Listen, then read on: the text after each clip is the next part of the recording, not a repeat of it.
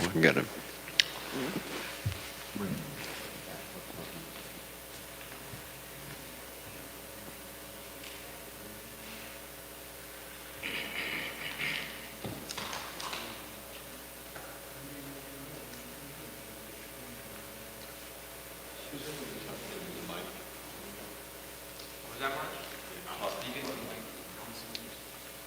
Hare Krishna, Krishna Krishna, Hare Hare, Hare Rama, Rama Rama, Hare Hare, Hare Krishna, Krishna Krishna, Hare Hare, Hare Rama, Rama Rama, Hare Hare, Hare Krishna, Krishna Krishna, Hare Hare, Hare Rama, Rama Rama, Hare Hare.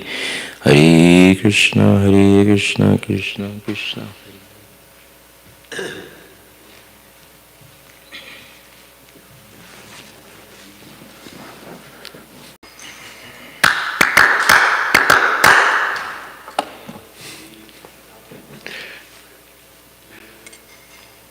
Jai Radha Madhava Kunja Vihari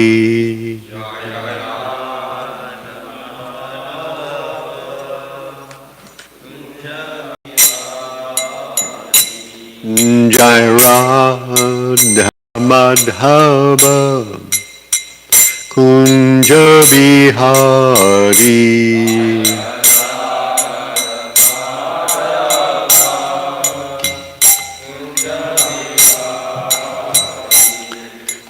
Gopi Janabalabha Giri Bardari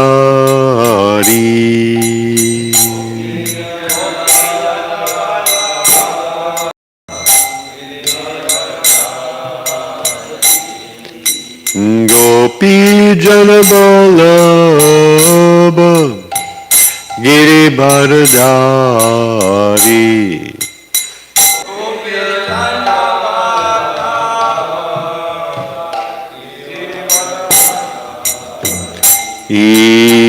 Yasoda Nandana Brajajana Ranjana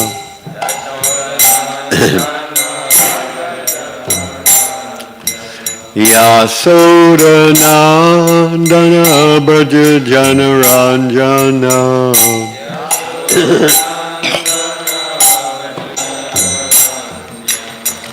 Yamunatira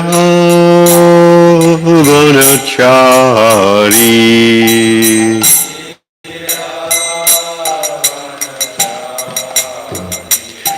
Jai Radha Madhava Kunja Bihari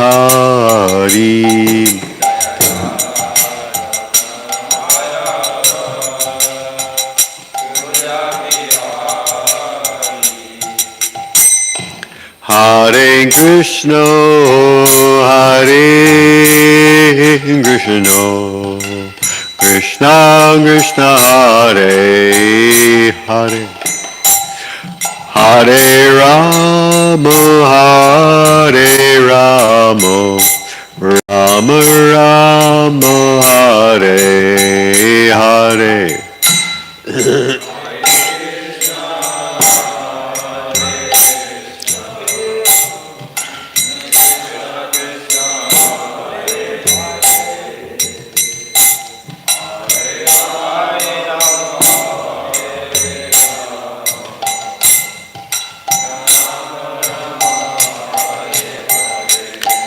Hare Krishna,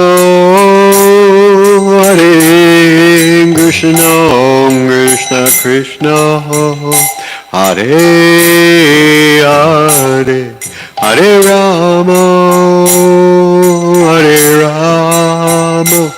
Rama Rama, Hare Hare.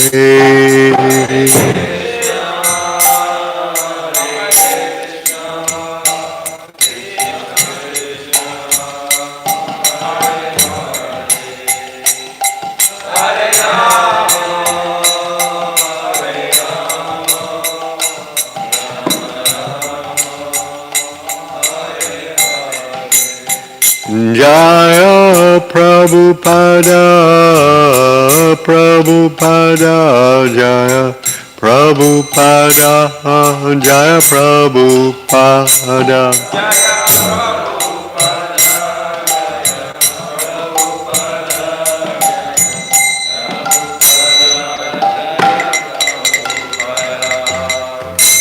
Jaya Om Vishnupada, Paramhamsa Parvajagacharya, Do Taratata Shri Srimad Divine Grace, A.C. Bhaktivedanta Swami Prabhupada Ki, Ananta Koti Vaishnava Vrinda Ki, Rantrad Srimad Bhagavatam Ki, Sambheda Bhaktivinoda Ki, Gaur Premanandi.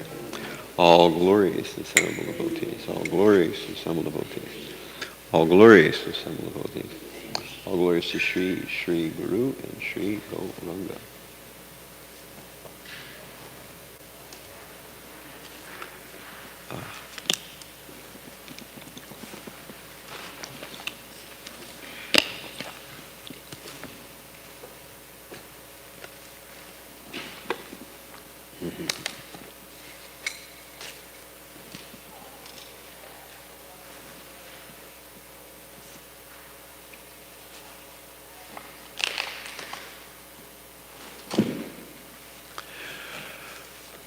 Om Namo Bhagavate Vasudevaya.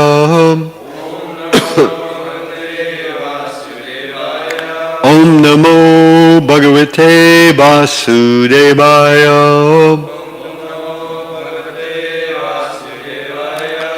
Om Namo Bhagavate Vasudevaya.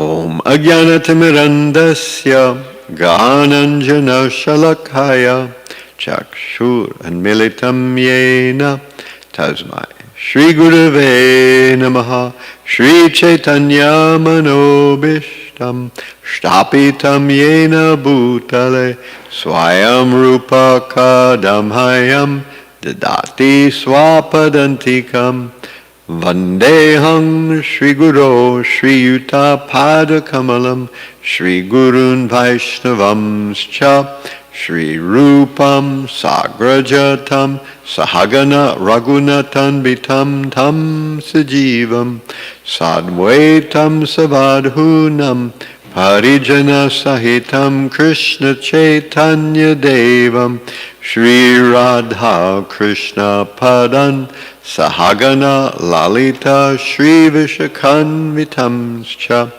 Hey Krishna Karuna Sindho Dina Bandho Jagatpate Gopesha Gopika Kanta Radha Kanta Namostute Tapta Kanchana Gaurangi Radhe Vrindavaneshwari Vrishabhanu Sute Devi Pranamami Hari Priye Vanchakalpatarubhyascha Kripa Sindubhya Evacha Patitanam Pavanebhyo Vaishnavebhyo Namo Namaha Shri Krishna Chaitanya Prabhu Nityananda Shri Advaita Gadadhara Srivasadi Gaur Bhakta Vrinda Hare Krishna Krishna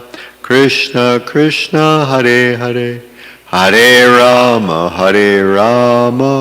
Rama Rama Hare Hare Hare Krishna Krishna Krishna Hare Hare Hare Rama Rama Hare Hare. Okay, so I understand that we are on Canto 3, Chapter 14, Text 34. Is that correct?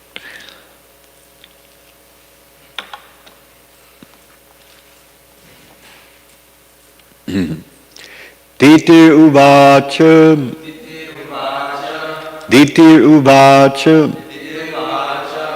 Name Garbham Imam Brahman Name Garbham Imam Brahman Bhutanam Rishabho Vadhit Bhutanam Rishabho Vadhit. Rudrapatirhi Bhutanam. Rudrapatirhi Bhutanam. Yasyakaravam anghasam. Yasyakaravam anghasam. Diti uvacha. Name garbham iwang brahman. Bhutanam rishabho vadit. Rudrapatirhi Bhutanam. Yasya karavam anghasam.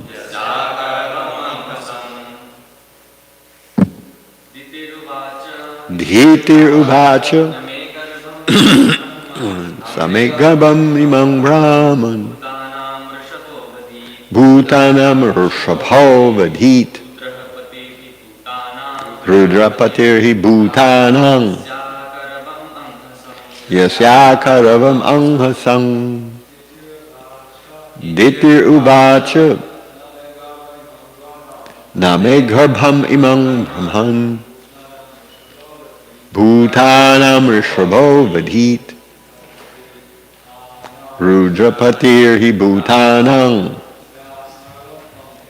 Yasyakaravam anghasam. Ditir uvacha. Name garbham imang brahman. Bhutanam rishabho vadit. Rudrapatirhi Bhutanam. Yasya karavam amhasam. Ditir uvacha. Name garbham imang brahman. Bhutanam rishabho vadit. Rudrapatirhi Bhutanam. Yasyakaravam anghasam. Vaishnavis. Name garbham imam brahman. Bhutanam rishabho vadhit. Rudrapatirhi Bhutanam. Yasyakaravam anghasam. Diti uvacha. The beautiful Diti said, Na, not. Me, my. Garbham, pregnancy. Imam, this.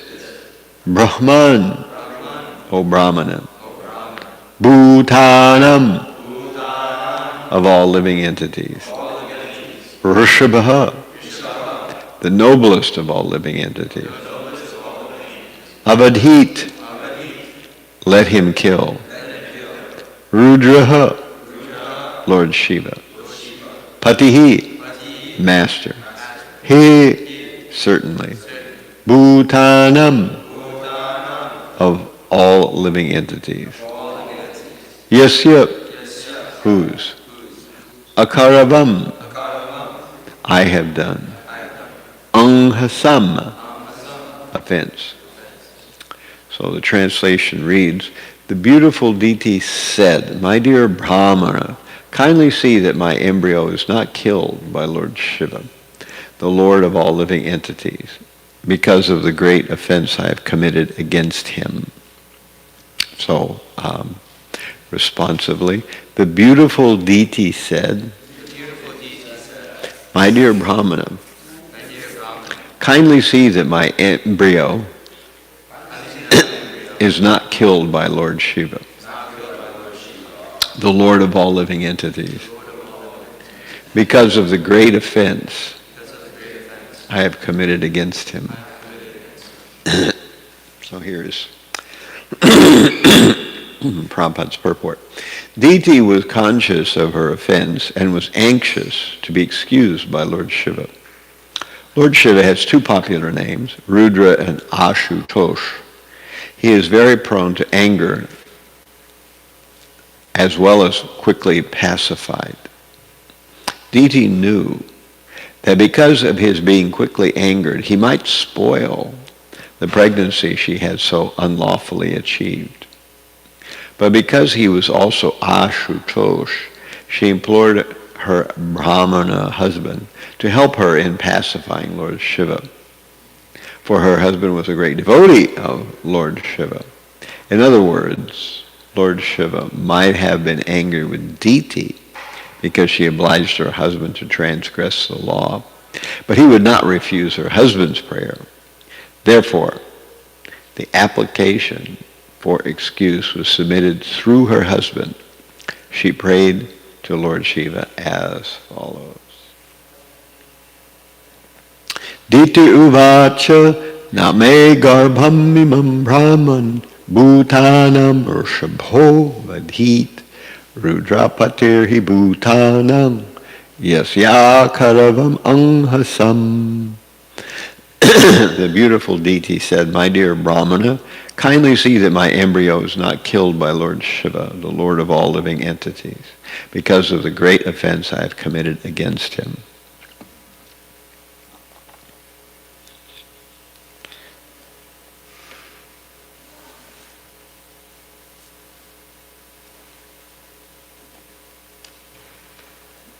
This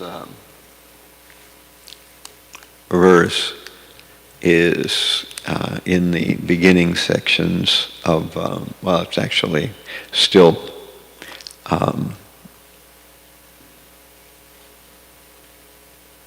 it's in the beginning section of the third part of this chapter. From verses 1 to 7 in chapter 14, third canto. We heard about Vidura asking about the fight of the Supreme Lord with Hiranyaksha. Then from 8 through to 31, we're hearing about Diti's unfortunate desire. And then now we're in the third section, which is 32 to 51. There are only 3 sections in this chapter. And in this section, we hear about Kasyapa foretelling demoniac progeny from the union with his wife. So we've been talking around and around about a lot of different aspects of this whole episode. And of course, one of the main themes of this part of Srimad Bhagavatam is sex life and how it can easily impel people to action, and how at the same time, once they're impelled to action, then unfortunate consequences follow in the wake of unfortunate action. And this is a story as old as time, as old as the world, been told 1,000,000 times in 1,000,000 ways. Told by sages on the mountaintop, told by people in movies and popular songs. So this is not a very unknown or esoteric subject. Everybody knows well. And most of us know well not because of Bhagavatam, but because of the famous school of hard knocks that we learned about what happens when we don't control the senses. It's interesting here that the word bhutana is used, in 2 places in the verse. Diti refers to Shiva as Bhutana, which Prabhupada translates in one place as the Lord of the dull-headed, But he's also sometimes known as the Lord of the ghosts and hobgoblins and demons and such, So he's actually quite merciful to them, which is interesting. I find it kind of peculiar that Diti's worried that Shiva will destroy her embryo. But if the embryo is indeed demoniac, as foretold by Kasyap, then quite likely Lord Shiva would be friendly toward the embryo, because one of the things Lord Shiva does, he's known for, is the fact that he helps those in really, really bad karmic situations to make gradual progress. So that's why oftentimes demoniac are worshippers of Shiva. So they worship him because he provides various kinds of benedictions for them.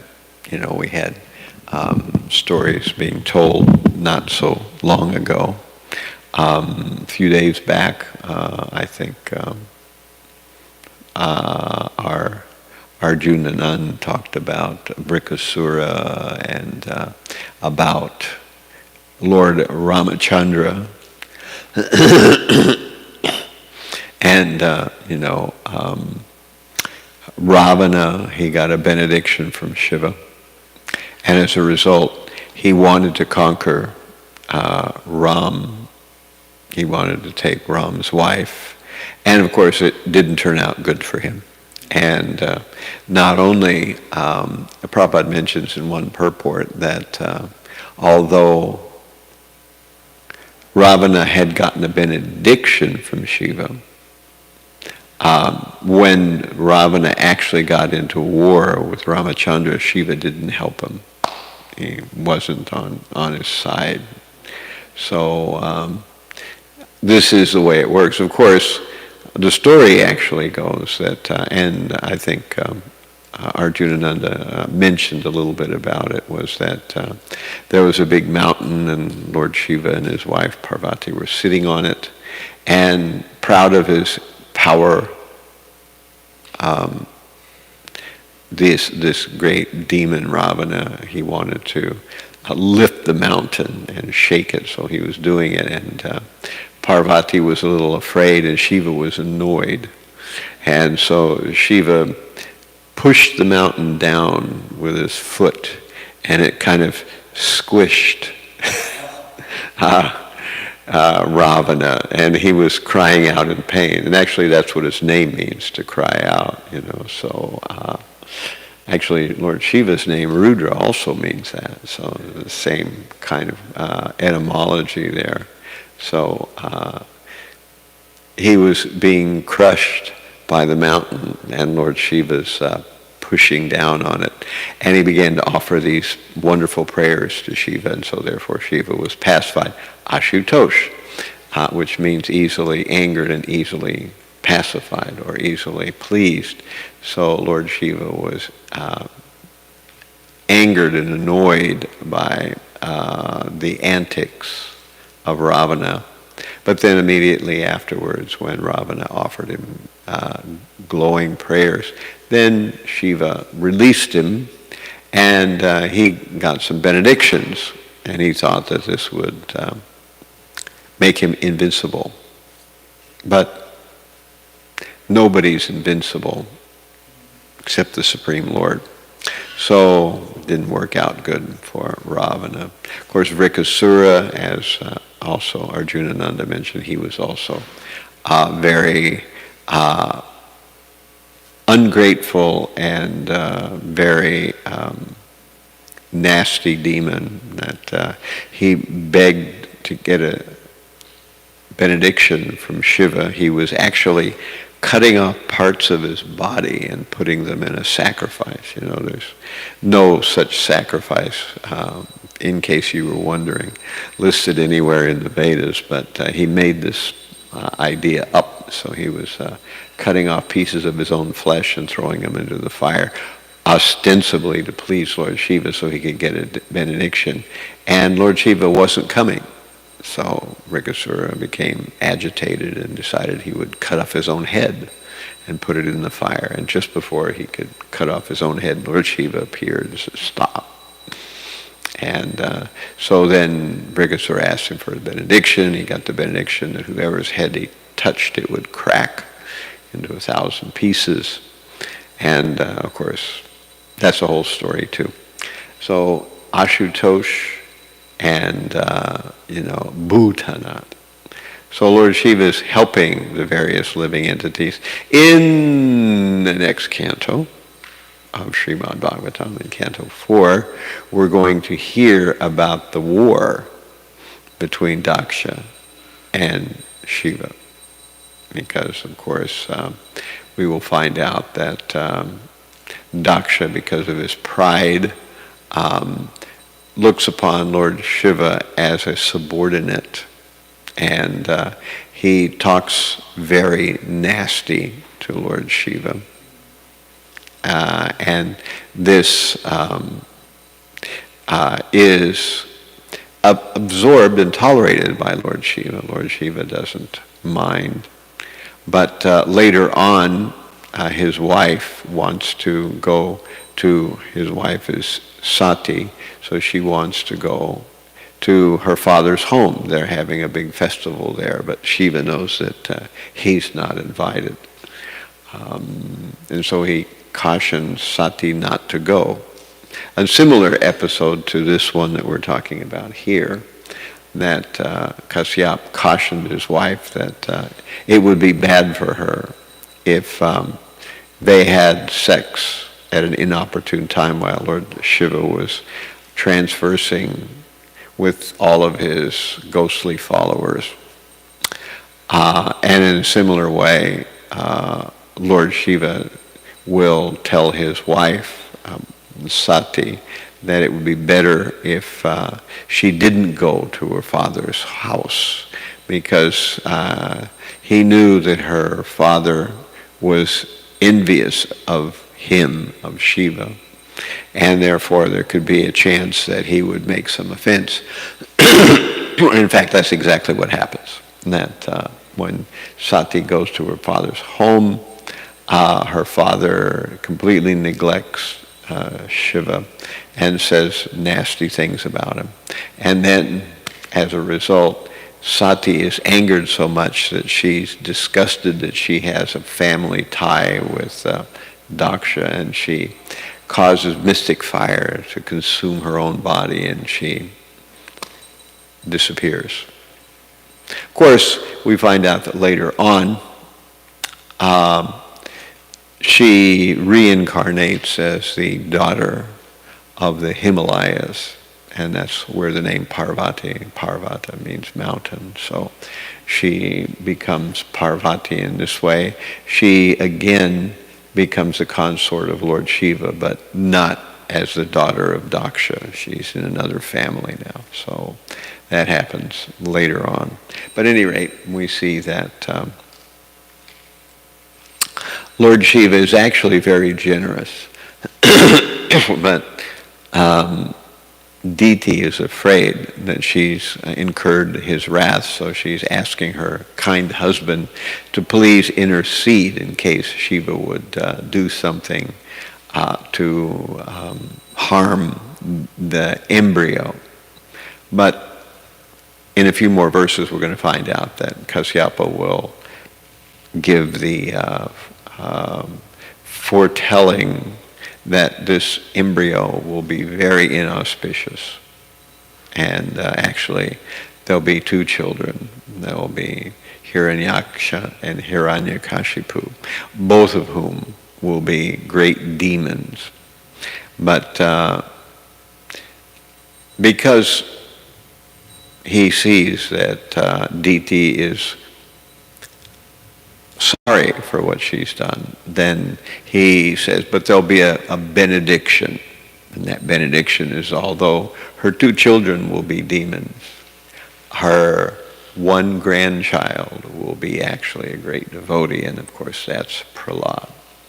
So, of course, what we really want to know in this kind of an episode is how to be free from sex life. That's actually our real question that we want to have answered, the $64 million question.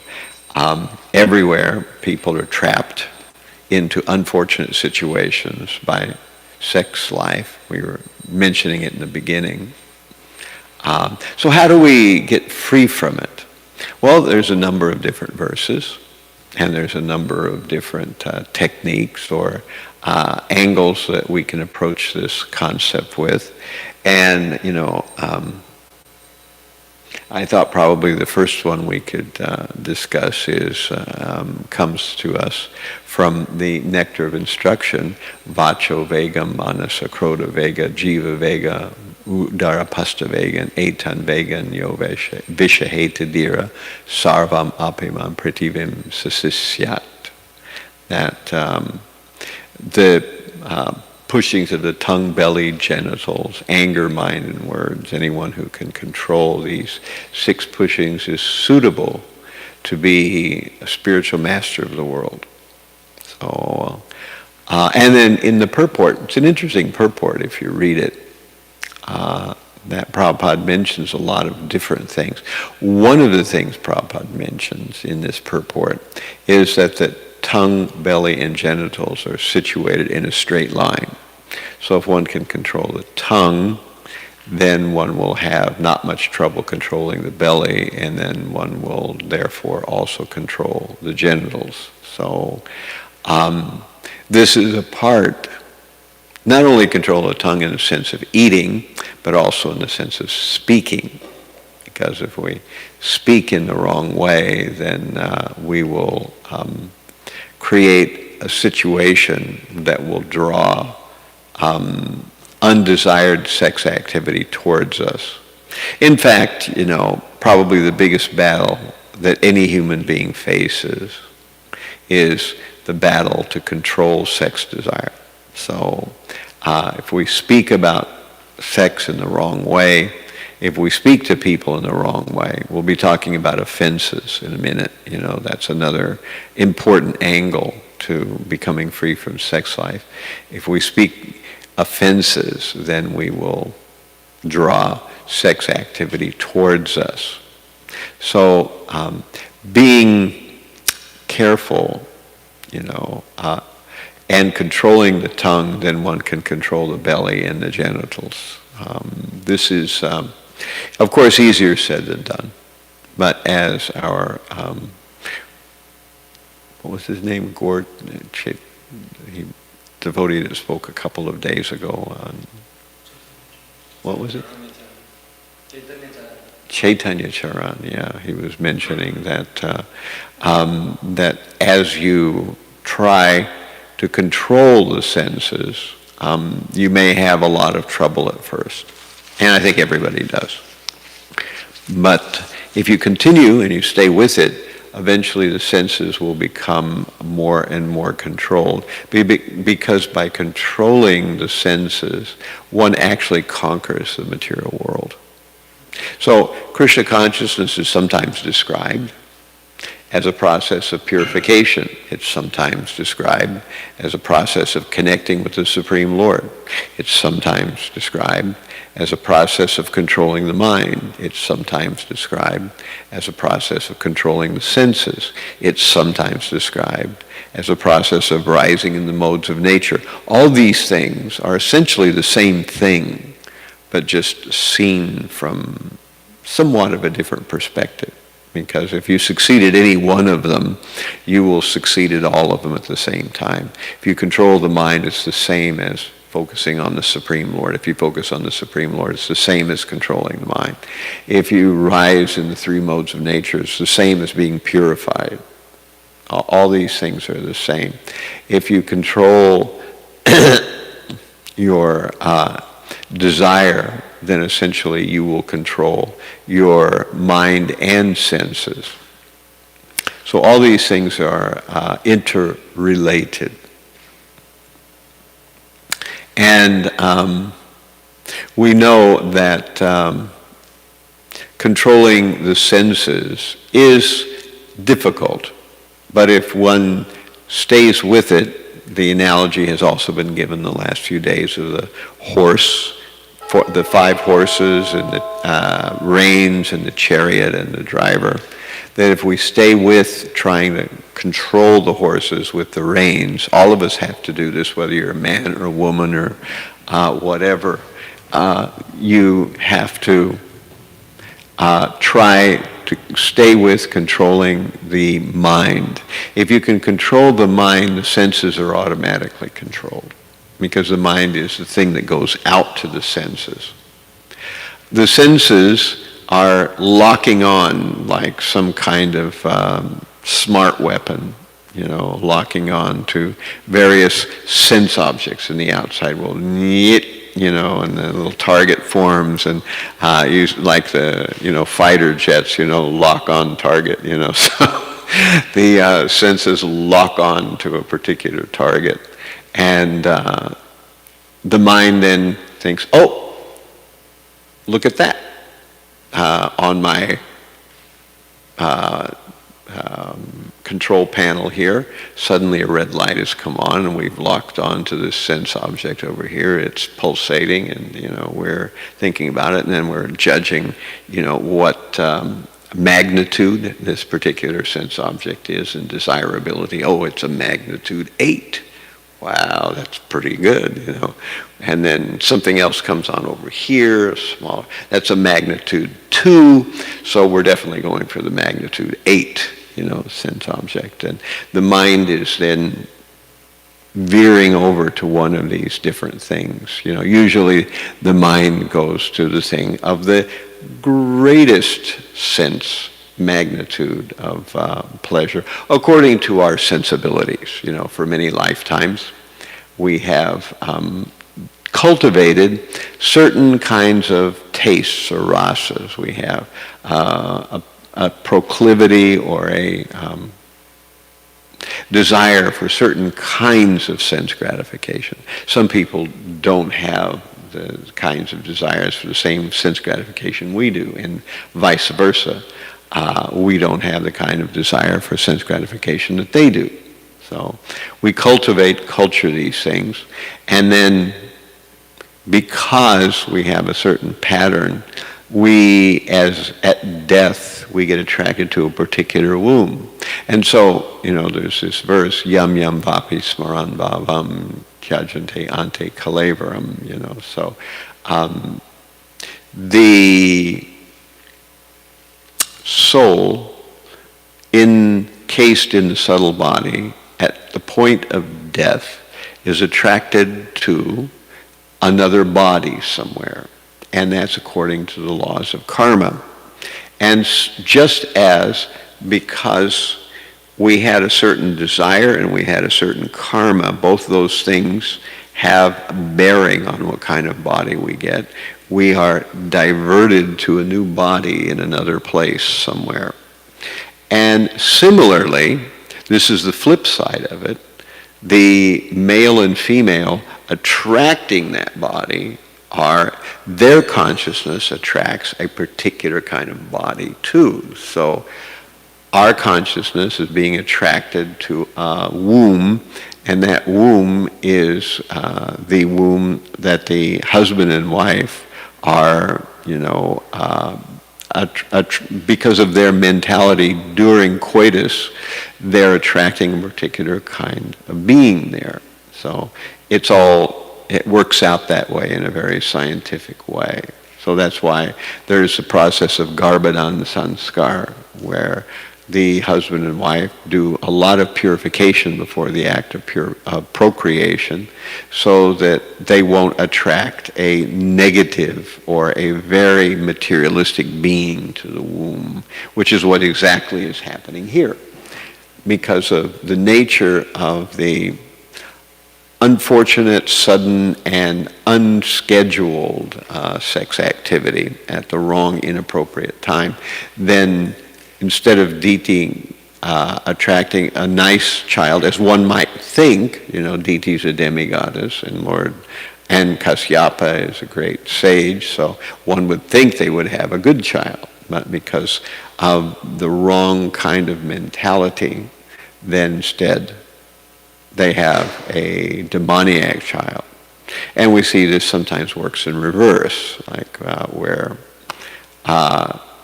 Hiranyakashipu and his wife, Kayadu, they have a child that's actually saintly, even though they're demoniac. So demoniac people attract a saintly child to their womb, and Of course, there's a story about that, that Hiranyakashipu was hearing, I think, Narada Muni in the form of a bird chanting Krishna, Krishna, and he was disturbed by that, but he couldn't get it out of his head. So that was what was happening during the time when he was approaching his wife. So inadvertently, as a result, he attracted a saintly child to the womb. So this is kind of interesting how this works sometimes. So at any rate, we see that we have to control the mind. And actually that's one of the most important things. In Bhagavad Gita we see that in chapter 3, starting with verse 36, we have Arjuna asking the age-old question, why is it that someone is compelled to sinful acts, even against their own will, So Arjuna says, O descendant of Vrishni, by what is one impelled to sinful acts, even unwillingly, as if engaged by force? Now, we generally think we have free will, and to a large extent we do. But when one misuses free will again and again, gradually one relinquishes free will, and one becomes almost like an animal or a robot, that this is how people get to the point where they are helpless in doing sinful acts. They can't control themselves at all because gradually they have given up their ability to control themselves by engaging in sinful acts. And after a while, sinful action is automatic. It there's no question that if the opportunity arises, that the person who has given up their free will through bad habit will immediately engage in whatever opportune sinful activity presents itself at that moment. So and Krishna explains in chapter 3 that kama esha, krodha esha.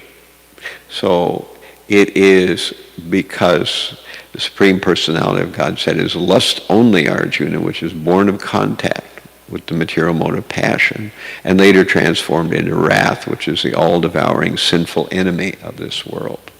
So why do we act against our own best interest, even knowing that we're doing something that's wrong, even knowing that we will suffer? We still do it. And the answer is because the mode of passion is strong. And because of that, we are dragged helplessly like a man walking in a hurricane, being blown, in a particular direction.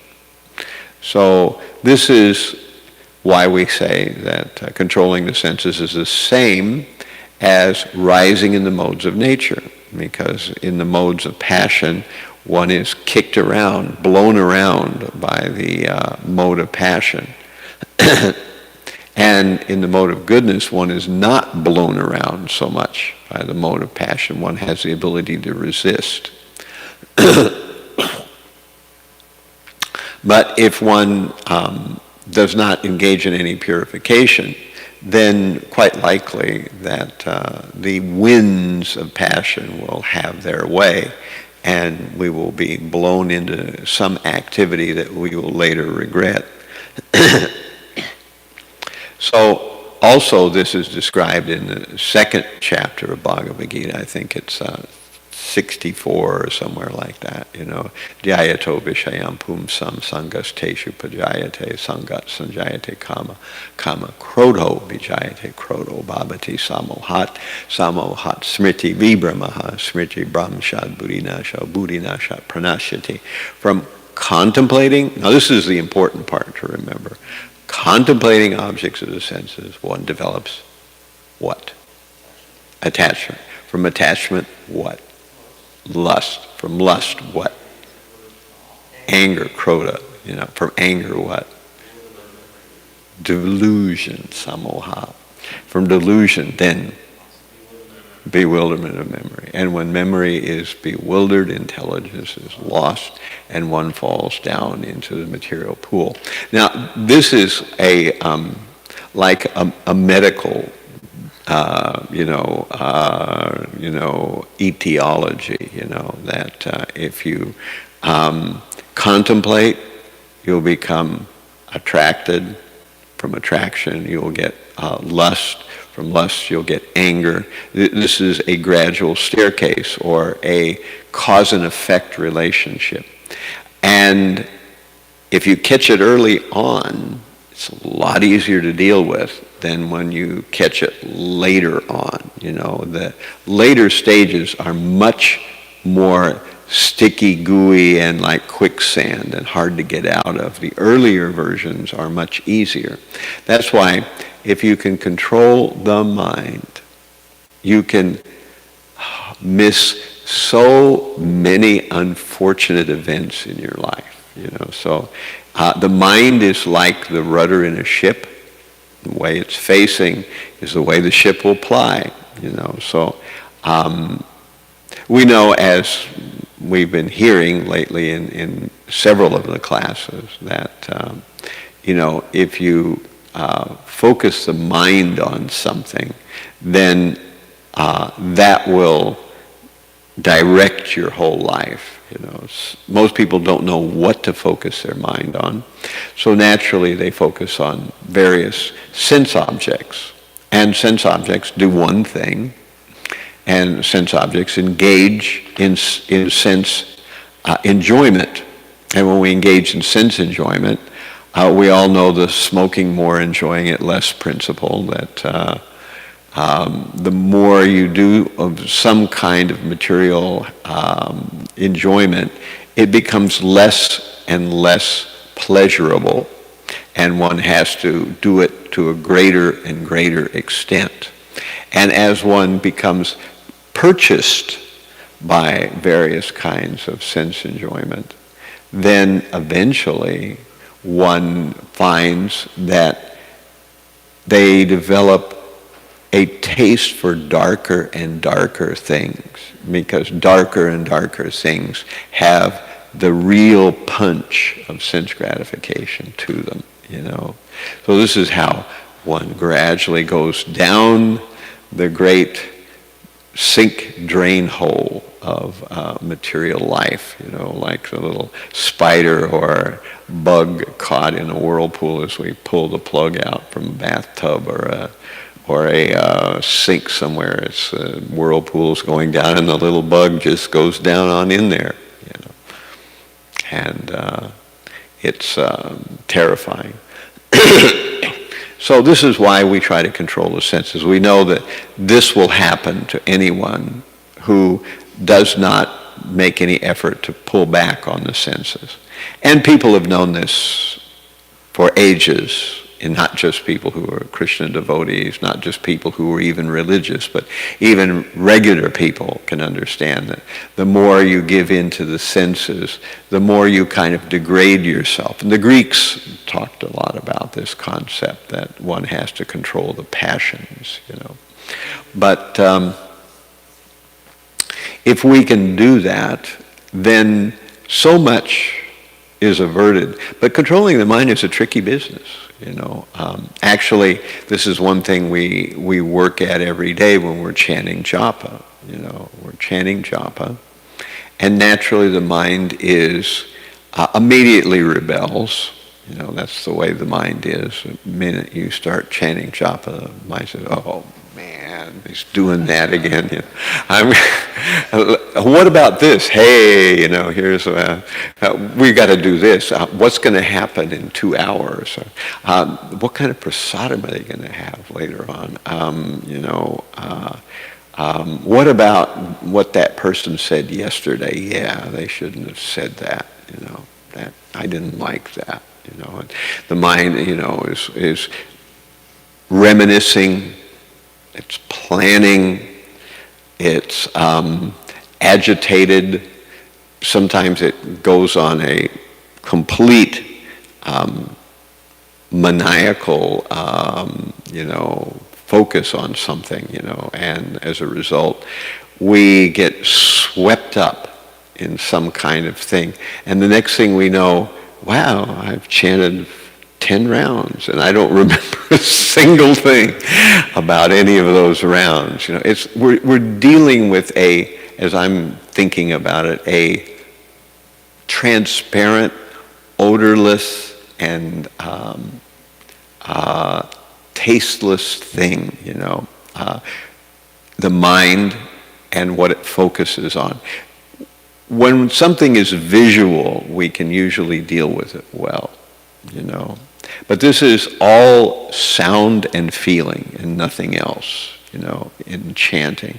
And we're trying to stay like, a person learning to ride a bicycle. We're trying to stay on top of it and not fall off, And if you pray and you work at it, you will discover that over time you're able to stay focused more and stay spaced out less, And the hardest part is to pay attention to the fact that you're not paying attention. Because we are ignorant of the fact that we're ignorant. We are spaced out to the fact that we're spaced out. We're so far off that we don't even know we're off until the whole japa is over, and then we think, oh well, maybe. And this is a battle you won't win once and for all. It's the battle that we face every day, and you're going to face it every day. It does get easier if you start to, make some headway and apply yourself. But it's easy just to think that, we've got all this important service to do, and, we've got all this and that and the other, and this is going to be happening, et cetera, et cetera. But if we can increase the quality of our chanting, then so much comes from that. It's really, as Prabhupada said, 90% of our progress in spiritual life. And the tough part is we never learned this in school. We learned maybe, how to make figures. We learned, the multiplication tables. We learned ABCs, or maybe some other character group. We learned how, sociology works. We learned about the politics of our country. We learned about science and how to mix atoms of hydrogen and oxygen together to make water. But we never learned how to control our mind. And nobody even suggested such a thing to us. What to speak of gave us any actual tangible process for how to do it, So focusing the mind is, if you can especially when you just start chanting, if you could just get in the mode or get in the, what do they call it, in the zone right from the very beginning, you can usually keep it up. It's much easier. But if you start off already kind of, woozy and wazy, then you'll have trouble kind of getting in the zone, although it is possible still from making a bad start. But when we actually can control the mind chanting japa, then we learn that when our mind is presenting crazy things to us, senses lock on, the meter says this is a good strong 8 in the, a desirability category, then we think, okay, we just later on it, we just let it pass by and we move on to something else. And it's surprising how if you can just see a thought come and let it go, that if you can develop that habit, especially with material sense desires, then you'll find that life becomes so much different. You can miss so much garbage in life by just controlling the mind. Especially, this is one of the main parts to controlling sex life. There's more I wanted to say, but I have to at least do a few seconds of discussion on the idea of offenses, because this is what's mentioned in the Harinam Chintamani, that there are 10 offenses against the chanting of the holy name. And of course, the first offense is to blaspheme the devotees who've dedicated their lives for propagating the holy name of the Lord. So this is where mostly, I think, people go wrong, and they veer off the beam and get into being dragged down by sex life. Because when one offends devotees, then Krishna removes the protection one has and the taste one has for devotional service. And when that happens, it's natural that we need taste somewhere. So we get it from, the material world, usually in the grossest and most unpleasant sort of way. So this is why we are very careful about making offenses, and we're controlling the mind. So any rate, since it's late, I usually wanted to go ahead. We'll ask a few questions, and hopefully there'll be a little bit of indulgence if we go over time a bit.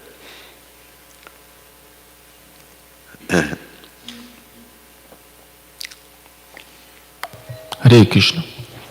Is it necessarily more difficult for people who have more kind of tamasic desires to get purified in comparison to people who are more influenced by Rajas and Sattva? What was the first part of the question? Is it necessarily more difficult for people who are more in the lower modes, like tamas, who have developed tamasic desires, to get purified and get to a stable platform? Yeah. In comparison to... It's, we know that if you're in a submarine and you're down the bottom of the ocean, it's going to take you longer to get to the top. Yeah. And then if you're halfway, however, the determination or the intensity with which one engages in devotional service actually trumps that.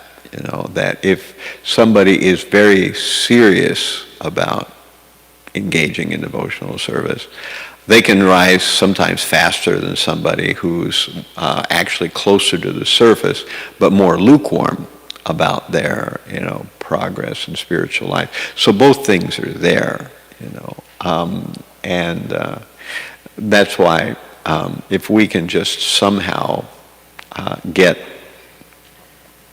a sense of urgency or intensity or focus about doing devotional service, then we will rise very quickly, no matter how far down we are. We have the story of Mrigari the hunter, someone who's really down there in the modes of nature. Because of his association with, Narada Muni, he changed his life, and very quickly he rose.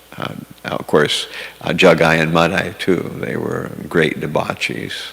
But because they were saved by Lord Chaitanya and Nityananda, then they actually became great devotees. And they made, but, most of us are neither way down there or way up there. So we're somewhere in between. And when we get the opportunity, we tend to rise kind of very slowly. But it doesn't have to be that way. It just usually is that way. Chaitanya. On this point of practicing seriously, sometimes I hear that, some devotees may say, we don't want to go too hard in devotional service because we'll get burned out.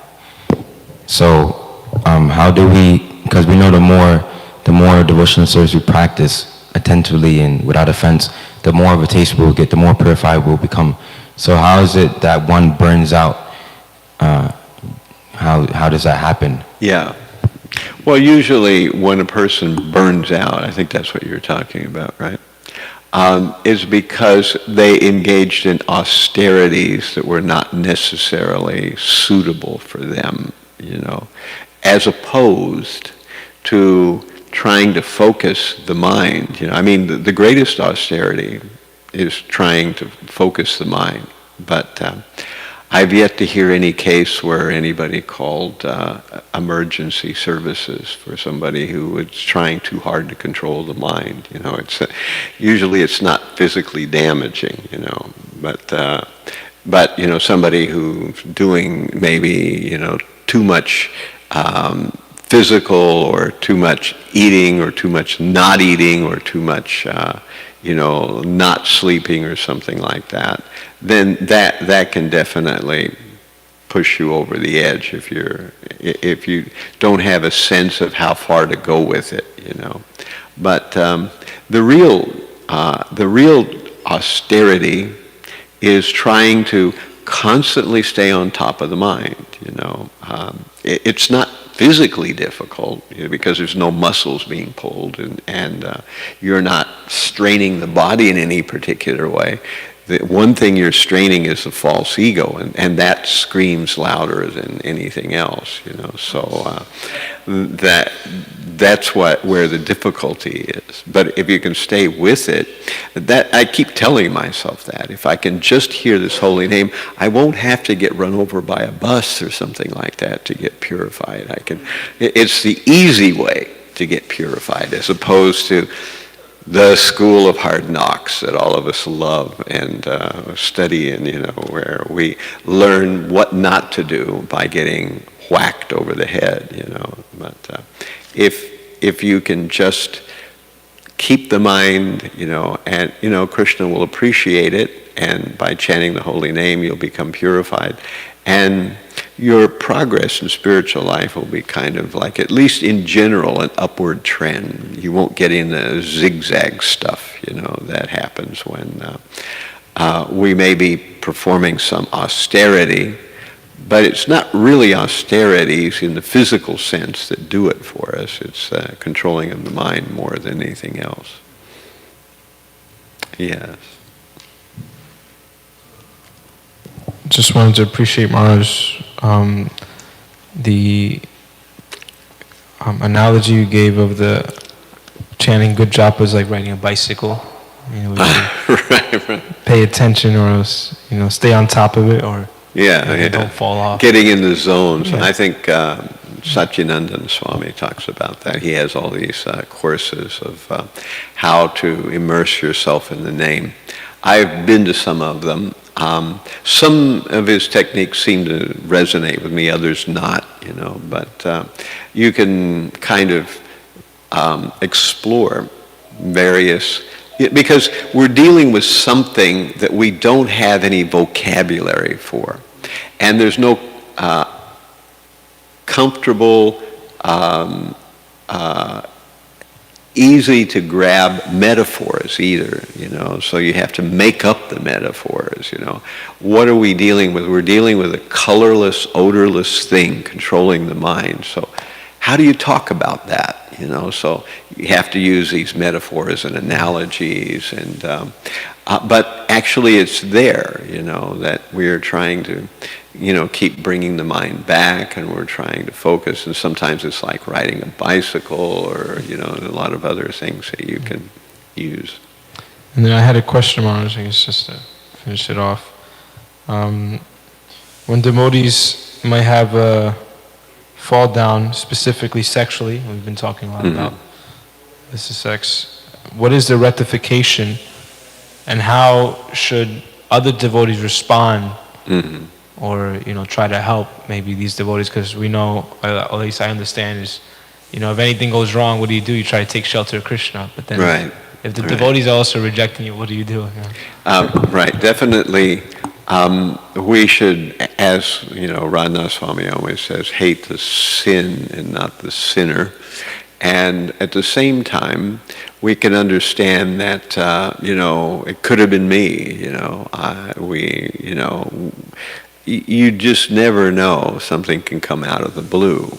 And suddenly, it mentions in the Harinam Chintamani, which I wanted to talk about, but I didn't get a chance to get into it. I'll just mention it very quickly, and that is that if one criticizes a devotee because of their caste, this is what it says in the Harinam Chintamani, because of previous sins prior to becoming a devotee, because of sinful tendencies that are yet not completely expunged, or from accidental fall down that was unpremeditated, then one commits the sin of namnad balad namnad balad hi papavudi, I think is how that offense goes to, making offending the Vaishnavas who've dedicated their lives. So this is the four categories that they meant. If one derides a devotee because of his caste or his birth, one derides a devotee because of, unpremeditated fall down, if one derides a devotee because of remnants of, sinful qualities that still remain, and these are the ways that one actually makes a mistake and incurs the sin of offending Vaishnavas. So, okay, so we're getting beyond time, so I thank you all very much for your kind attention. All glories to Srimad Bhagavatam. All glories to the Vaishnava devotees of the Lord. Hare Krishna. His Holy Chandrasekhar Maharaj Ki.